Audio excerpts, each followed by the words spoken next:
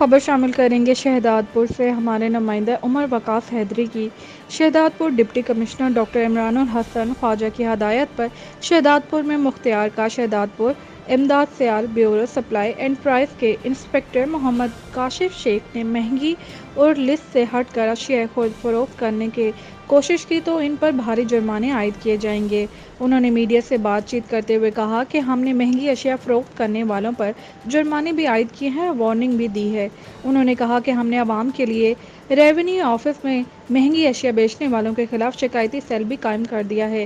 کوئی بھی دکاندار مہنگی اشیاء لسٹ سے ہٹ کر فروخت نہیں کر سکتے۔ انہوں نے کہا کہ اتوار کو بھی لسٹ کے لیے بات کروں گا، ہمیں میڈیا والوں کا بھی تعاون چاہیے۔ رپورٹ کر رہے ہیں ENN نیوز نمائندہ عمر وقاص حیدری۔ وہ بھی اور جگہ ہے، کون کو بھی جگہ ہے، ایسے ہی آفیسر اکیلے کچھ نہیں کر سکتے۔ عوام کا اعتماد چاہیے، جو کنزیومر ہے وہ ان کی بھی یونین ہے، وہ بھی کچھ کام کرے۔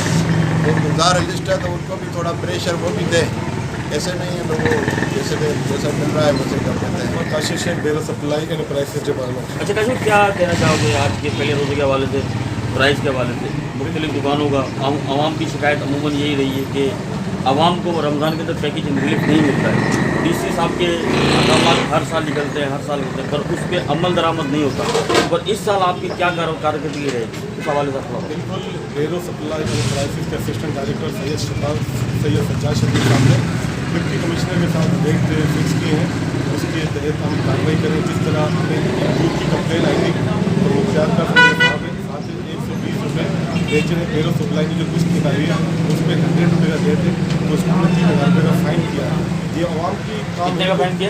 3000 روپے کا فائن کیا ہے۔